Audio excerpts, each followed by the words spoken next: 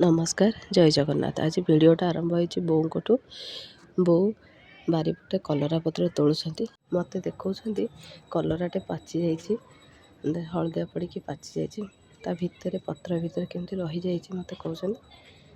तापरे कलरा पत्र पिठौ करिवे बोली कलरा पत्र बहुत तोलिकी नै आसिले मते देइदेले। मु ताकू धोइकी रखिदेली। ता पिठौ करिया पई मु अरुआ चाउଳ आगुरु बतुरेई देइथिली। आ ସେଥିରେ ରସୁଣ ପିଆଜ ଶୁଖିଲା ଲଙ୍କା ପକେଇକି ବାଟିକି ନେଇ ଆସିଲି। ଯେହେତୁ ବାରିପଟେ ପୋଇ ଗଛ ବି ହେଇଯାଇଥିଲା, ମୁଁ କହିଲି ପୋଇ ପତ୍ର ପକେଇକି ଗୋଟେ ତରକାରୀ କରିଦେବା। ତେଣୁ ମୁଁ ଦୁଇଟା ଡଙ୍କ ନେଇ ଆସିଲି କାଟିକି। ତାପରେ ସବୁ ପରିବାକୁ କାଟିକି ବୋଉ ଦେଇ ଦେଇଥିଲେ। ପୋଇ ଡଙ୍କ ପକେଇକି ଗୋଟେ ସୋରିଷ ବେସର ତରକାରୀ କରିଦେଇଥିଲି।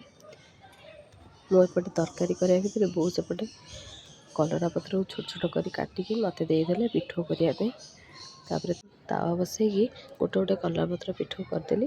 ଆଉ ବୋଉଙ୍କୁ ଆମର ଦେଶୀ ଜିନିଷ ବହୁତ ପସନ୍ଦ, ତେଣୁ ତାଙ୍କ ପାଇଁ ମୁଁ ଖାସ୍ କରି କଲରା ପତ୍ର ପିଠଉ ଆଉ ପୋଇ ପତ୍ର ପିଠଉ ତା ସାଙ୍ଗରେ ପୋଇ ଦେଇକି ସୋରିଷ ବେସର ଦେଇକି ତରକାରୀ କରିଦେଇଛି। କଲରା ପତ୍ର ପିଠଉ ମୋର ଏବେ ରେଡ଼ି ହେଇଗଲା। ତାପରେ ମୁଁ ପୋଇ ପତ୍ର ପିଠଉ ବି କରିଦେଇଛି, କାହିଁକିନା ପୋଇ ଯେଉଁ କାଟିକି ଆଣିଥିଲି ସେଥିରେ ପତ୍ର ଗୁଡ଼ା ବହୁତ ବଡ଼ ବଡ଼ ହେଇଯାଇଥିଲା। ସେଇ ବଡ଼ ବଡ଼ ପତ୍ରକୁ ମୁଁ ପିଠଉ କରିଦେଇଛି। ଏବେ ମୋର ପୋଇ ପତ୍ର ପିଠଉ ରେଡ଼ି ହେଇଗଲା।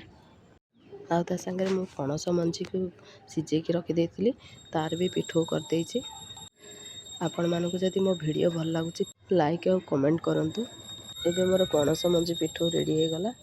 ଆଉ ତା ସାଙ୍ଗରେ ମୁଁ କରିଥିଲି ବାଇଗଣୀ, ଅଳ୍ପ ଛୋଟେ ବାଇଗଣକୁ କାଟିକି ମୁଁ ବାଇଗଣୀ କରିଦେଇଥିଲି। ମୁଁ କ'ଣ କ'ଣ ରୋଷେଇ କରିଛି ଆପଣମାନଙ୍କୁ ଦେଖାଇ ଦେଇଛି, କିନ୍ତୁ ମୁଁ ପ୍ଲେଟ୍ରେ ଆଉ ବାଢ଼ିକି ଦେଖାଇ ପାରିନି। ରହୁଛି, ନମସ୍କାର।